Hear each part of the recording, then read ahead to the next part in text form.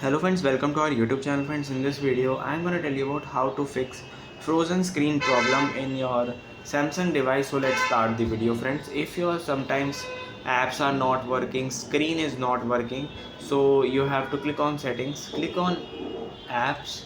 In the settings, just tap on the applications. Here it is.